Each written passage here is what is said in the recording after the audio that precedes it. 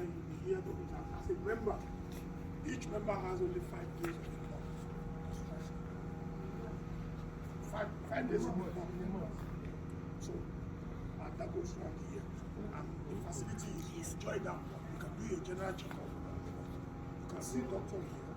We have in-house doctor. Some are part of the money paying as a member. Extra ones will be paid by you. But if you want to make everything free, like you can also buy insurance. When you have insurance, when you extra money, insurance, you will do a little, you pause. Every other person will wait. And over here, we have many facilities. We have lounge, that's lounge. We have lounges everywhere.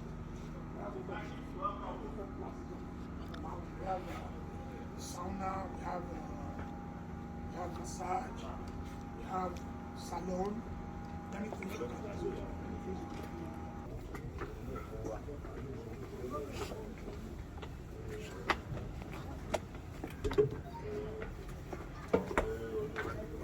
Are you making some videos? Are we seeing? Yes. Wow. Olówó ńlá ló ń bèrè. Ó máa ṣe olówó ṣe oníkíní kò ṣe sùúrù náà. Àti ìṣe àti ń lọ. Àti ń lọ. Ẹ fi náà ẹ jẹ́ kó sí. Ọlọ́run fún yín ṣe. A máa sọ̀kalẹ̀ mẹ́rin. Again.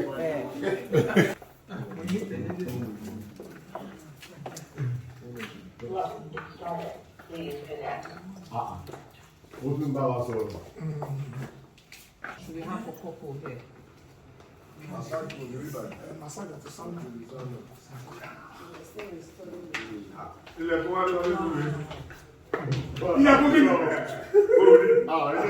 Ilé ìkéde. Ìwádìí yẹn ó tó èèyàn kan ò lè gbé pàápàá. Ẹni máa jẹ́ máṣí lọ àwọn ìjọ ìfàsífìsì. Ìfàsí máa gbogbo rẹ̀ lábẹ́. Ṣé mi láti Lagos máa wá sí oúnjẹ ọ̀gá? Ó lè rí òtí ẹ̀ lè rí lọ́dún. Àbí o, àgbà ti dé náà. Àgbà ti dé.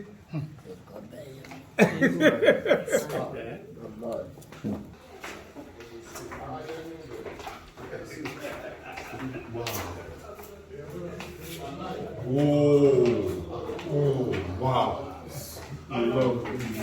Man. I don't design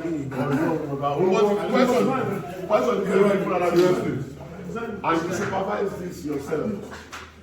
What about the quality things? everything. I choose everything. And place them. Okay, please come and take us. Come. Let us stand there. And make sure you cover the you see light me. Or like Photoshop. I beg people see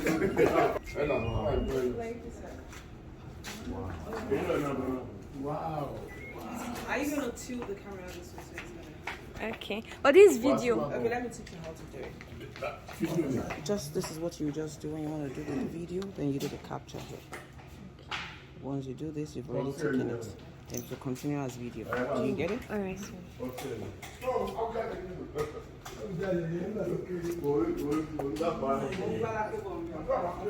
Oh, sure. I see you. I like it.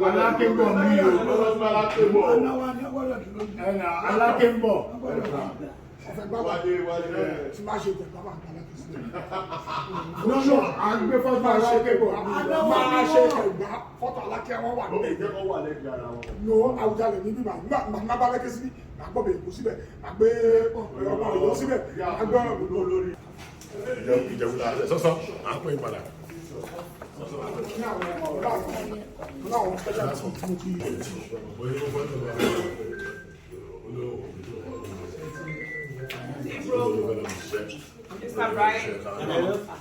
So,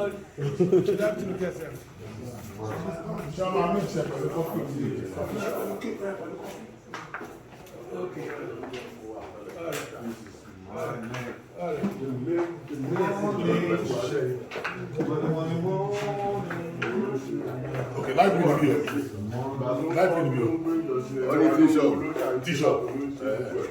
At this house, when you try it, this is fantastic. It's wonderful. Wonderful. Crazy.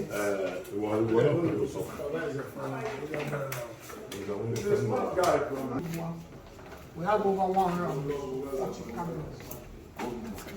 That's a control room. Yeah. For every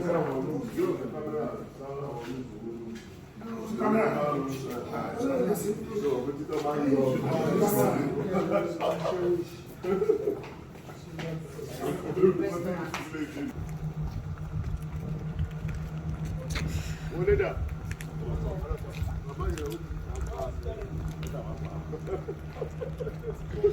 Kò lẹ́bi mọ́ bí jẹ́ ó máa jókòó ó máa tọ̀ ó máa èsì ló máa wà.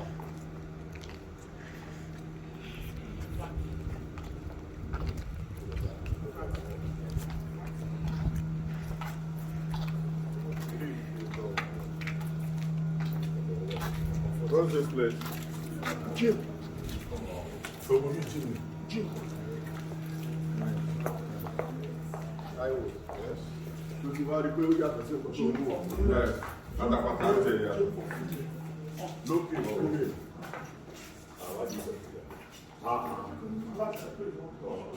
You don't want to encourage President. membership will be given. Okay. And for a reason, if I take a separation, now,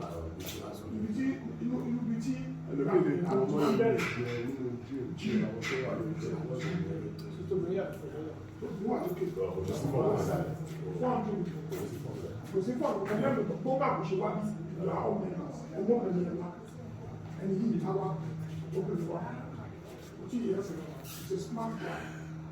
Yeah. Then she go watch. Then she go really watch you watch it. Because everything is a joy. Everything.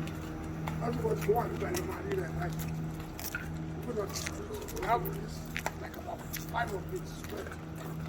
The camera see only everywhere, only end of this, end of this, end of that. So I'm going on my Oh, you keep food. Taiwan. Food one.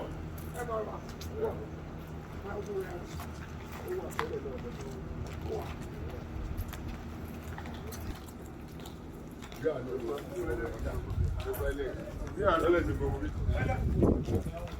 Why are you shouting?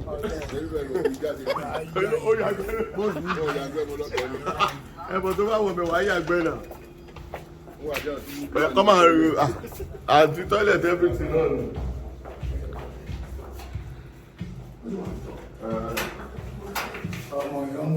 Wàá sún mọ́lẹ̀ nìkan. Wàá tọ̀. Ó mú mi wàá tọ̀. Àlù ti yàgbẹ́ lẹ̀, my first my group.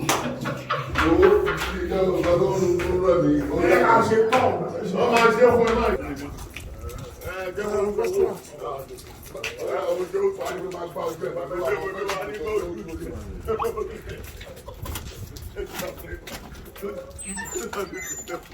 Èmi lèmi dàbí kẹ̀tẹ̀.